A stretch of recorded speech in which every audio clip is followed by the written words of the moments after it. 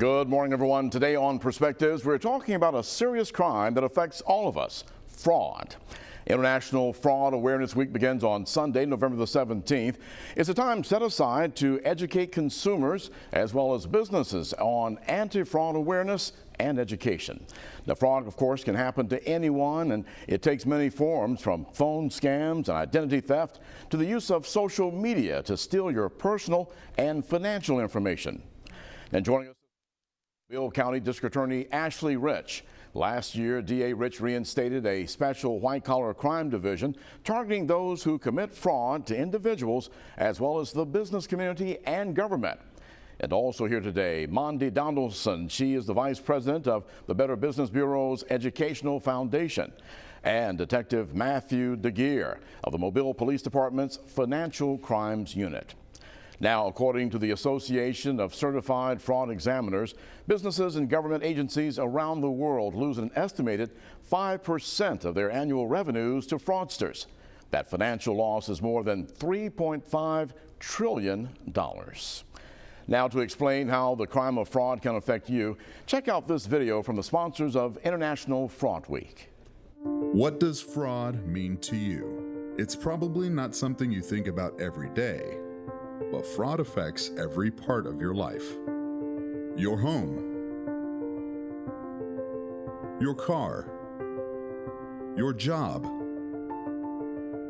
your health care, your education, your bank, your travel,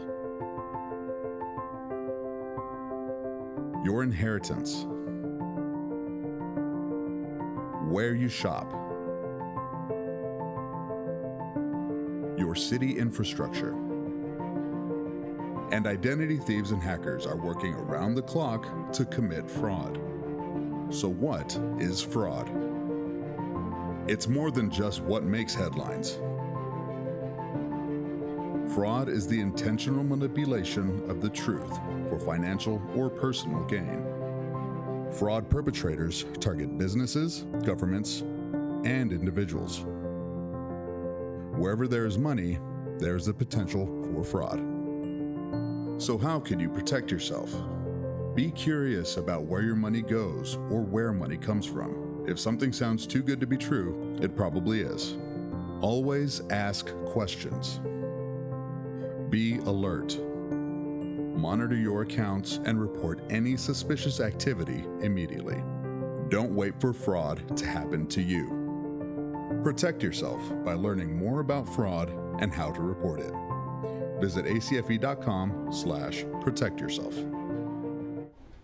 As we saw and heard in the video, fraud can take many forms. Now, here's what the FBI says that are the types of fraud that continue to hoodwink consumers. Advance fee schemes, the victim pays money in anticipation of getting something greater in value. Fraud against seniors. Federal officials say that this crime targets those who may be too trusting via phone scams, the mail, or even the internet. And telemarketing fraud, when you send money or provide personal or financial information to unknown callers. And of course, identity theft. Now, criminals can go to any length, even going through your trash can, to get the information that they need. This morning, we'll tell you about a 3-day telethon where you can talk to officials from the district attorney's office and law enforcement. If you've been a victim of fraud or know about fraud that might be going on in our community, they want to hear from you. Perspectives continues after this break.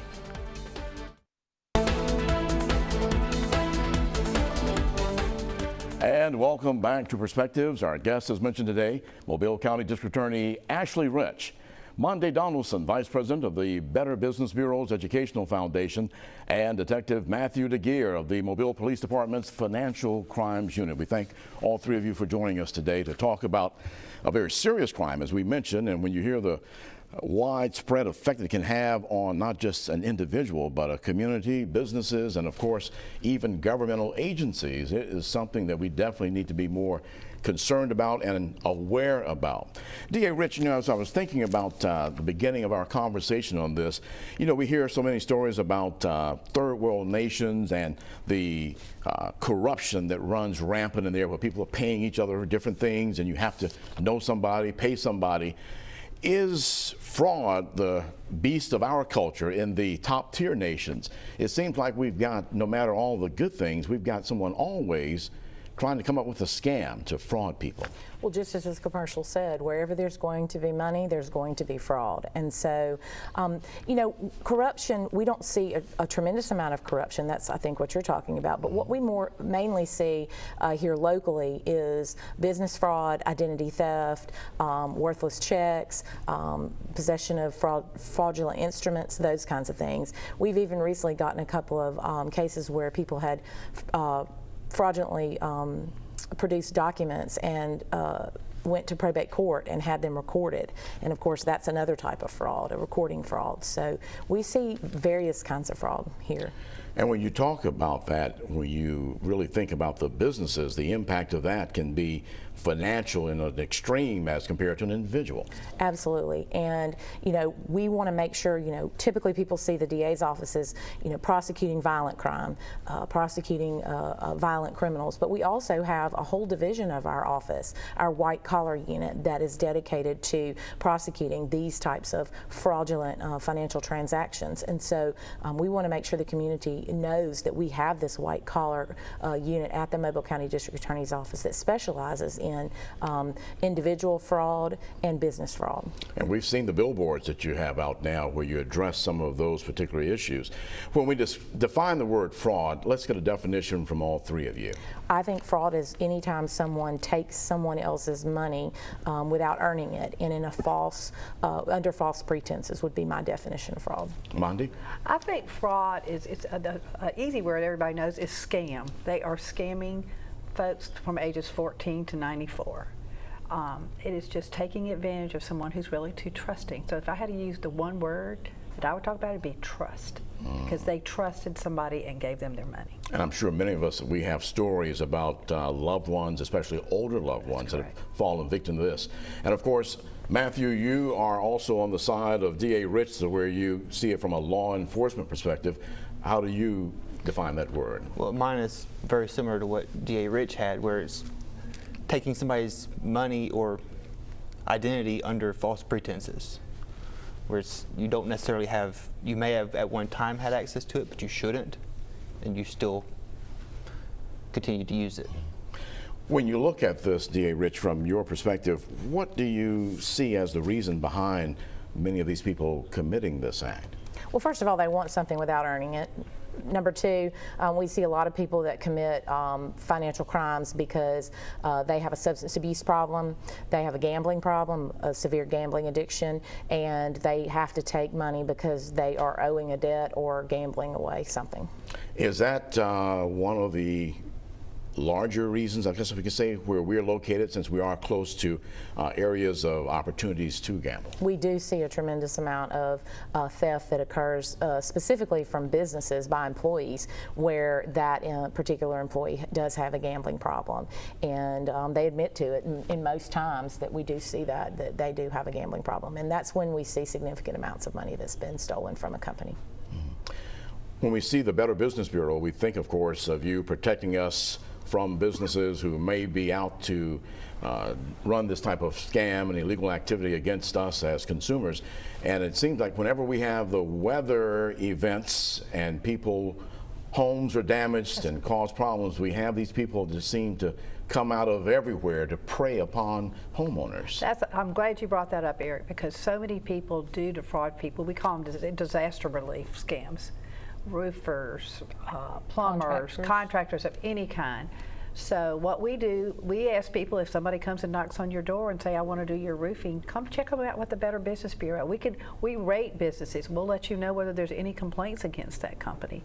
But disaster relief, particularly when there's been a hurricane or something, or a tornado, that is a very big issue. They need to make sure they're certified, they're licensed, they're insured. All of those things need to be looked at before they make a payment agreement with one of them, or even pay in advance. Typically, you know, that is one of the biggest scams, is we need to pay in advance. And pay in advance is a no-no. No, you have to provide me a contract before I'm going to pay you in advance, a legal document that will hold them responsible for, you know, completing the work, and something that could be enforced in a court of law if they didn't, if they didn't make do the work. So, is there a place to go to when you receive this information from them to have it checked so that we know that it is legit? Because the average person, they may not know. That it's would be them. me. It is absolutely them. They are wonderful, and we are so glad that they are there to provide that service to the members of the community. So you could go to bbb.org, or you can come in our office, which is actually right across from the DA's office. Good location. Right across it, we're at the tunnel.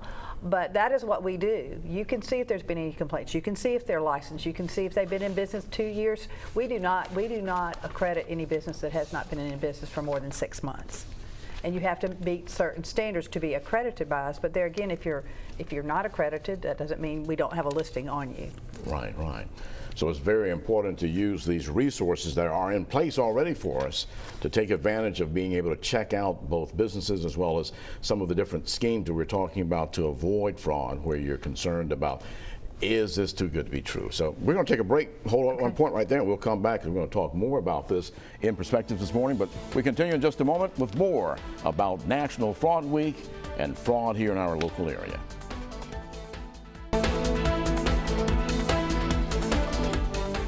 And our subject this morning, fraud. And we're learning a lot of things about different scams out there to take our money, our information, our identity. And joining us this morning, Mobile County District Attorney Ashley Rich, Monty Donaldson, of course, from the Better Business Bureau, and Detective Matthew DeGeer from the Mobile Police Department. And we're talking about some of the things that we need to be aware of. And we were talking as we're about to go to break about giving information and trusting. That's the word that Mondi mentioned earlier, and you said that's a key part of this. When I come on your show, I'm gloom and doom, and I'm sorry, I'm going to be gloom and doom again today. That's okay. But you just can't really, in this day and age, with the internet, with social media, with all the scams that are going on, with the ability to have an app that changes your caller ID. You know, people will change their caller ID and say they're from the Social Security Administration when they're not from the Social Security Administration. When all of those things, you cannot really trust anybody that calls you on the phone or reaches out to you. You have to do the interaction. You have to make the phone call. You have to know that the phone number that you're calling is your legitimate bank number. But then again, you really shouldn't give out any personal information. You should never give out your Social Security number. You should never give out your date of birth. Any type of your bank account numbers, anything like that should never be given out to someone calling you. Right. Okay. Right. But another scam that we've recently seen is when you Google the number for AT&T, people buy ads so that their number will pop up first, and they're not legitimate companies. So you think when you Google AT&T, you're calling the AT&T number to make a change with your cell phone bill or something. And then those people ask you about your personal information, and you think you're legitimate giving it to the person who's handling your AT&T bill, when in fact you're giving it to a scammer, and you've just single-handedly given all of your information to a scammer, and you thought you were legitimately contacting the AT&T representative. And so you cannot be too careful. Things like that with AT&T, they can send you an automated text on your phone, and do not give them any personal information until they send you back an automated text saying this is your AT&T representative. And so as you're saying, it's better to contact these businesses and other agencies that you're working with, because you have no clue. And we've seen that with those phone numbers where companies out of the area are able to dial up numbers with your area code right here where we are, 251, let's say as an example, and they're actually in Washington State, New York, and who knows where else. So that's one of the reasons the Better Business Bureau is a Wonderful. dear close friend of ours. That's because right. we need to be using you even more. That's right. And we do have one of our main programs is called Scam Tracker. So we can track these scams all over the country. We can track them here in Mobile. We've actually had 87 scams reported to the National Scam Tracker base in 1 year. That's a lot. So if you want to go back and see what they were for more October. than one a week. That's right. just for Mobile. And you can look at this. You could go yourself. Any viewer could go back and check it by going bbb.org scam tracker. And if you want to see what it is, and it's everything from identity theft to credit card theft to online shopping to this poor man, the one I just read about yesterday, paid $2,600 thinking he was buying something off Facebook Marketplace. My goodness. So, DA Rich, how do you get Matthew's department involved in this? What How does has this to happen work? is any investigation into any type of either personal fraud or business fraud has to originate with a police agency. So if you're in the city limits, you call the non-emergency number of the mobile police and you feel like you've been scammed and you've lost money as a result of a scam, you would call the non-emergency number of the police department, which is 208-7211. And then you ask to speak to the fraud section of the police department. And then they will launch an investigation. They will send an investigator out to take your report. And then once they complete their investigation, then it's turned over to the DA's office for prosecution. So it has to originate. And then if you're in the county, excuse me, I don't mean to interrupt you, but if you're in the county, not within the city limits, then you contact the sheriff's department non-emergency number, and they will initiate an investigation in the county. Have you been very busy this year? Oh, we're always busy. And their Give us an department example. is constantly growing, Yeah. which is why we now have the white collar division in our office as well. Give us an example. How busy? Like I said, right now I have about 100 active cases to work. My That goodness. does not include the ones that I've completed and are trying to find them to arrest them. That does not include the ones that have been arrested and I still have to go to court for. So I have about 100 active cases to work. And we see this area of criminal activity increasing every year. Share with us about the businesses, when some of the recommendations you have for business owners as far as how they deal with their bookkeeper. I have had businesses contact me, just one recently about a week ago. They had a person that they trusted. They were a small business. They trusted their bookkeeper. Their bookkeeper did everything as far as the finances were concerned, and she ended up stealing over $100,000 from their small company. And there are just some quick things that I can share. That don't ever let your bookkeeper open the mail, because if your bookkeeper's not paying the bills and then paying themselves, then your bills aren't going to get paid, and then the past due notices are going to start coming in the mail, and if you don't check the mail, you won't know that your accounts are past due. Right. Okay, that's just a great alert tip. Plus, if she's giving you a report every month saying we have $30,000 in the bank this month, you need to look at the bank statement and verify that what she says she has in her report is actually what is in the official bank statement that comes from the bank. And a lot of times they'll say, well, with online banking we don't have a report. Well, that's not right. I mean, there's reports. There are and you options, have right? to, and again, that goes back to what she said, perfect word, trust.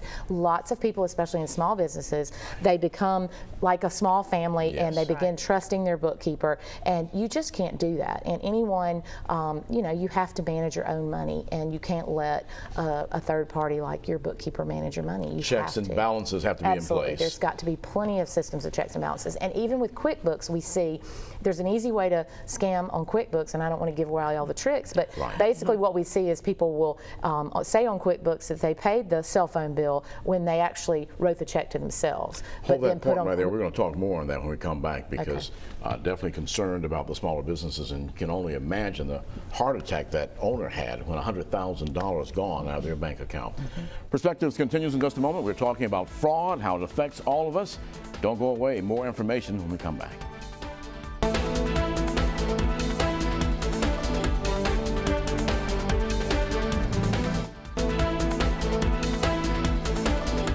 And welcome back to Perspectives. This morning we're talking about fraud, and of course our guest, Mobile County District Attorney Ashley Rich, Monty Donaldson from the Better Business Bureau, and Detective Matthew DeGeer from our Police Department's Financial Crimes Unit.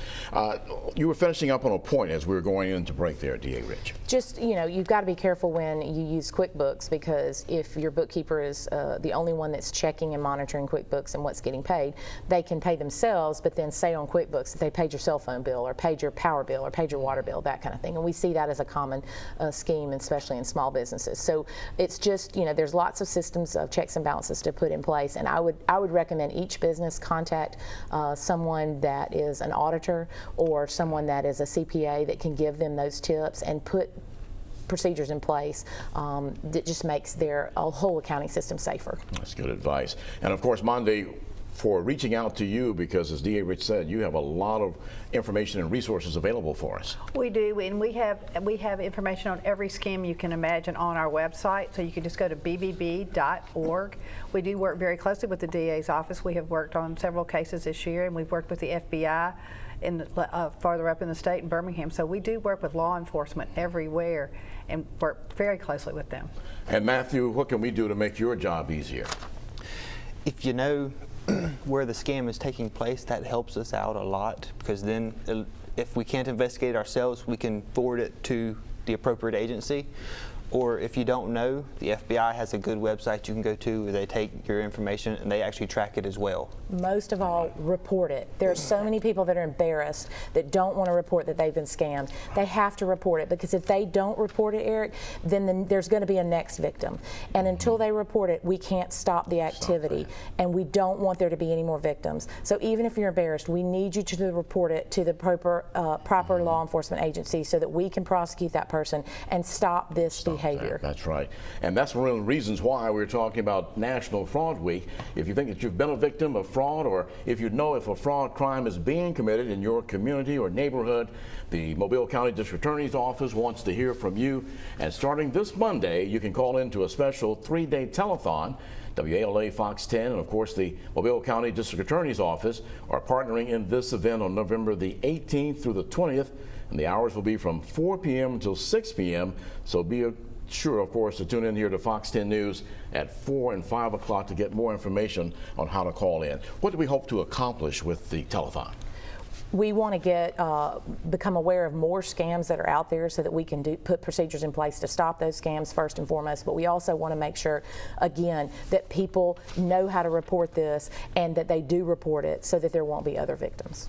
And of course, from the Better Business Bureau perspective, same thing, but I like to say too that we need people to know there are resources, and what I like to say about victims really can turn out to be heroes, because they can save their neighbor, they can save the person they go to church with, because a lot of times people are victimized by somebody who goes to their church, or they've been recommended by someone who goes to their church or their neighborhood. Yeah, and they share the stories among each other, and of course, like you say, that embarrassment a lot of times, because it breaks your heart to think that you allowed this to happen to you. So but we can't let it happen to somebody else, and they've got to report it. That's right. And Matthew, of course, you will be making sure that once the DA puts this in your lap, that we get these folk, right? We do the best we can. I can't say we get them all the time, but we do have brochures and booklets in our office as well at 850 St. Anthony Street. That's where Financial Crimes is. Come in and say, hey, I'm looking for a brochure on scams. We have a lot of them there. We also got how to correct after you've been a victim of identity theft, because that's a long, complicated process. So we've got to definitely take advantage of these resources and make sure that we are taking that next step if we become a victim. Absolutely. All right. Well, we want to remind everyone again that National Fraud Week telethon taking place on Fox 10 starting at November the 18th through the 20th. And of course, there we go. Let's bring that graphic up. 4 p.m. to 6 p.m. And of course, we're teaming up with DA Rich and her office, as well as the Better Business Bureau and the other resources, making sure that you are aware of those here in our area, because as you all shared earlier, it happens everywhere. We are not immune, no matter where we live or the community in which we are residing in. And no matter what age you are. That's another one. I think, Mondo, you said 14 to 94, sort of the range? Because people, they will steal children's Social Security numbers, and then they will start cashing in on it. My goodness. Well, I thank you all so much for being a part of this today and coming and sharing. Of course, much success in the telethon to hopefully get all the information that we need. For Matthew, make your job easier for you, because we do appreciate what you do. Absolutely. All right. We thank you for joining us here on Perspectives. And of course, if you have any ideas for future programs, just drop us a note here at fox10tv.com. I'm Eric Reynolds. Have a great week. All righty. Thank you. Thank you all so much.